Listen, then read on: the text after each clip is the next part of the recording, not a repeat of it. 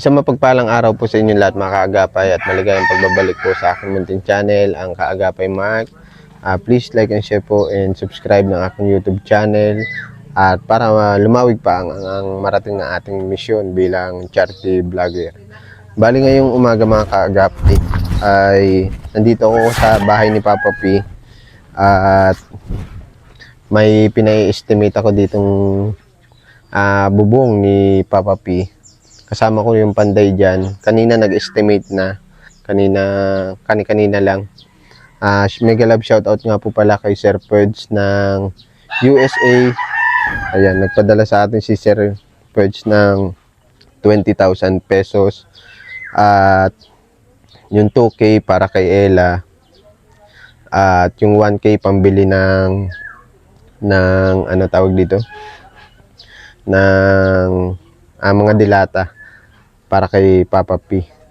Yan, dito na tayo kay Papa P. Yan, maraming salamat po muli kay Sir Purge at God bless you always po Sir Purge at ingat po kayo palagi naway biyayaan pa kayo ng malakas na pangangatawan at lagi kayo nasa mabuting kalagayan. Regards po sa family nyo Sir Purge and maraming salamat po.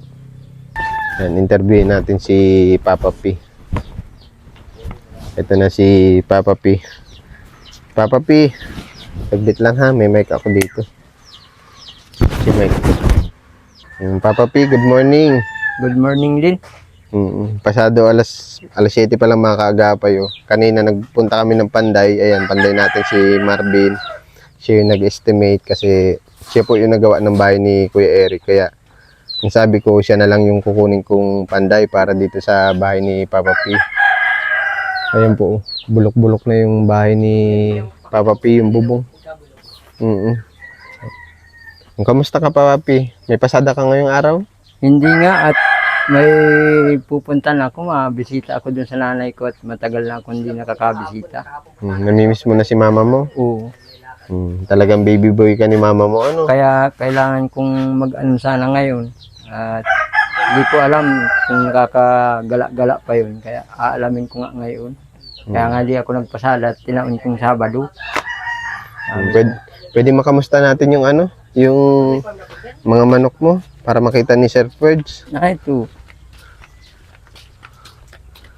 Ayan. Ito na po Sir Purge yung mga manok. Huwag natin buksan pa, baka mag-ano. Baka makalabas. Ayan. Wala na yung mga yero dito. Walang bubong mga kaagapay. Kaya namumblema si Papa P dito pag tag-ulan. Kasi nabubugok daw yung mga itlog. Tama, Papa P? Oo, nabubugok. Pag nawawala yung ano. Bali may challenge sa'yo si Sir Purge. Kung maaari daw, makagawa ka ng kulungan ng mga sisiw. Oo. Yung susobra dyan na ano, pwede ko yun para pandayin, bibigyan ko ng kahit ilang araw para makagawa. Ikaw nagagawa.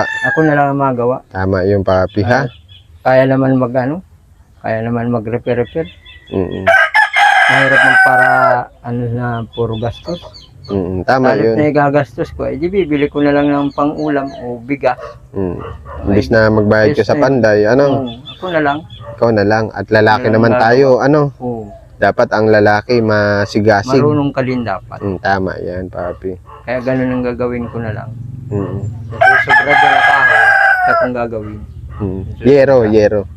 Oo. Yung yero. Dito, balak mo itabi doon, Papi. Oo. Kakatnig-katnigin ko na lang yan dyan, pagayaan dyan, yung mga yerong ano, para may bubong sila. Para hindi mabasa. Okay, para may silong, ano? Oo. Kasi maganda kasi nakakawala din yung manok, ano? Oo. Meron siyang kusot. Kusot ang tawag dyan, Papi, no? Palay. Ano yan? Talyapis. Talyasi. Talyapis ng palay. Diba? Ito mga kagapay. Gaya ng pinakita ko kanina. Yan, bulok-bulok na po yung iba talagang ano. Pakita natin yung loob, Papi, ha? Antayin kita dito. Sa mga kagapay. Tuloy na po ako, Ate Lida, ha? Sige na. Yan si Ate Lida. Ayan. Maraming papalitan dito mga kaagapay. Nandito sa akin yung lista ni Marvin. Ayan butas-butas na gaya ng pinakita ko po sa inyo ng nakaraan, mga kaagapay. Tapos bala ko rin patakpan itong ano, ang pangit tignan nung yung hardiplex. Papalagyan siguro natin ng ano, ng masilya. Tapos meron nang tumutulo dito, pati yun mga kaagapay.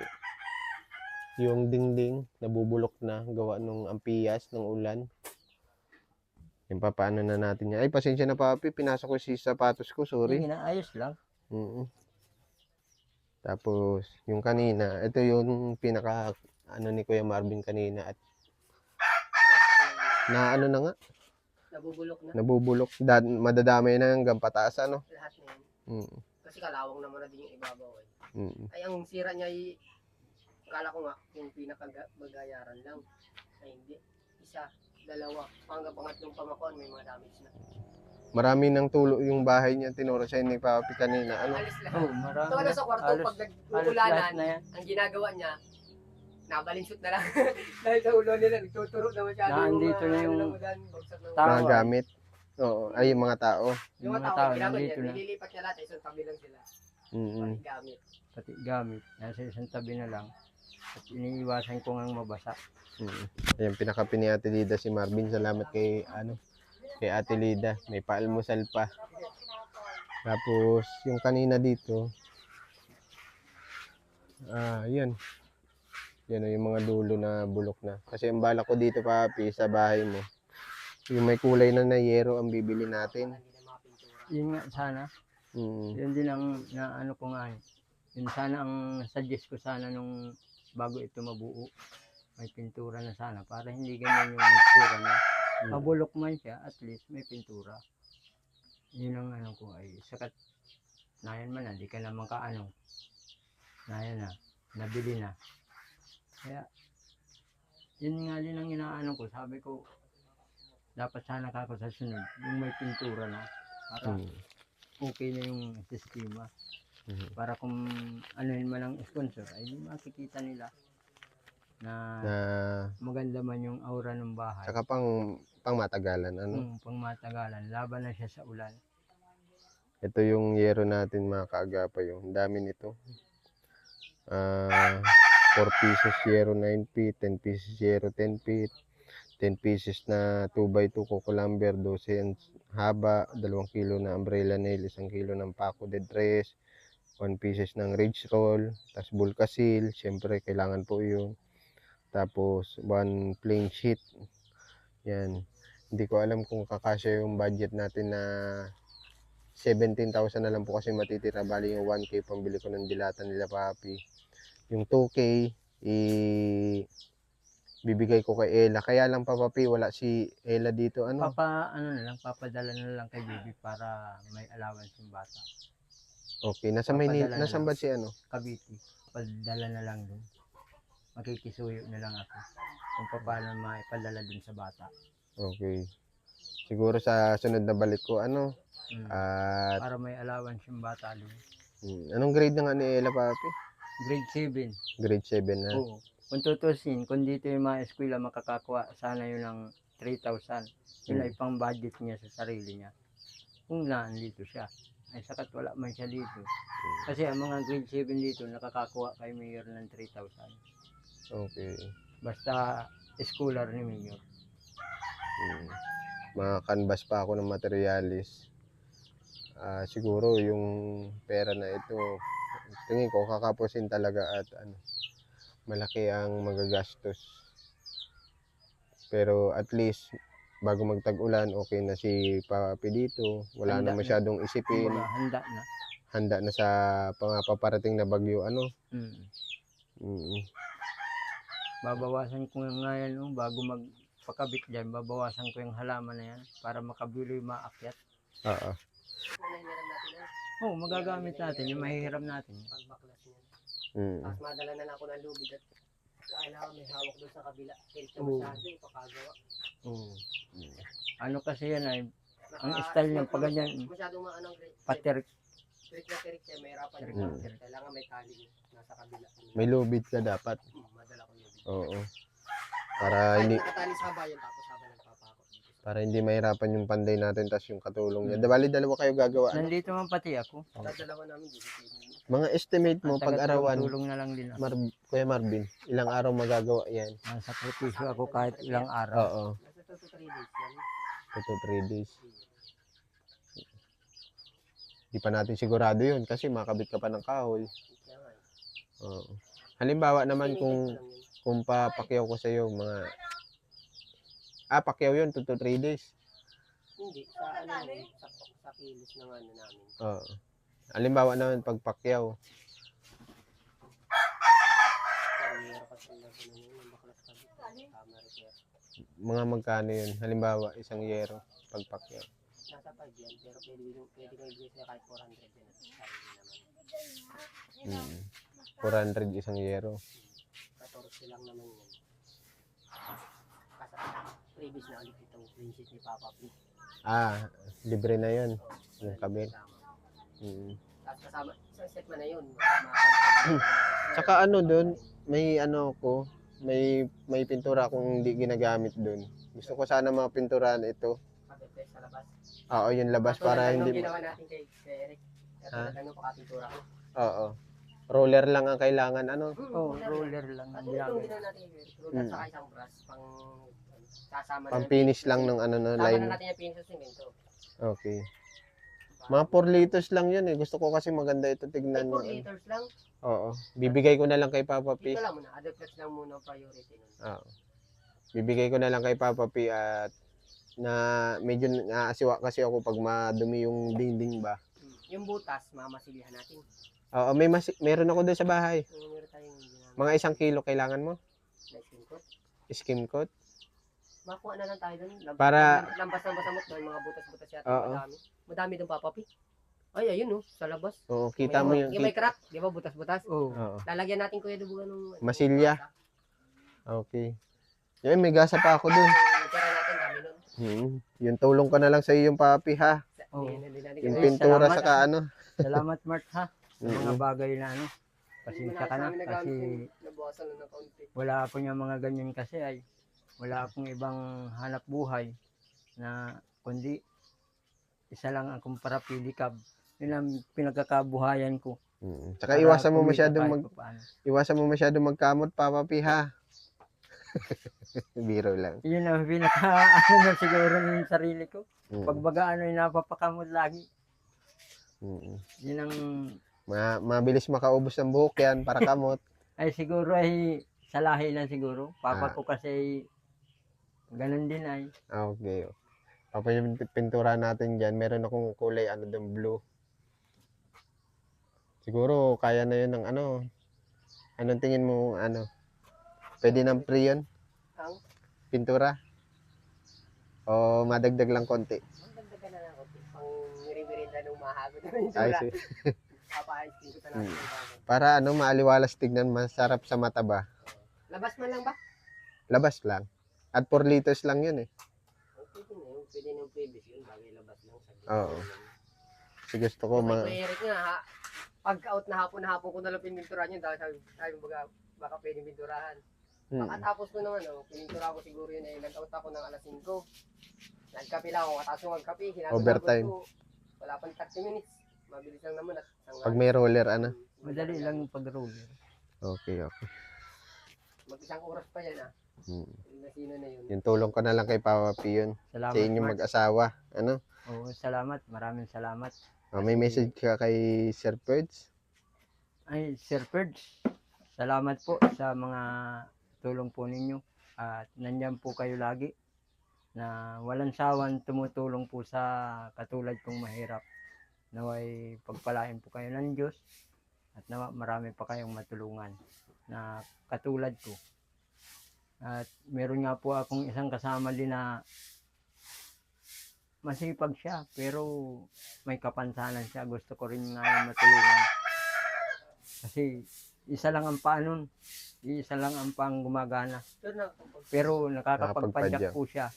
Mabibilib po kayo dun sa batang yun. Pero may kapansanan siya. Pero isa siyang ulira na may kapansanan. Masipag, matyaga. Siya ang tumutulong sa magulang. O kaya ano papi? Yung papa niya, para sabong. Siya lang ang nag-aalalay sa pamilya. Alam mo, papi, gawin mong inspirasyon yun.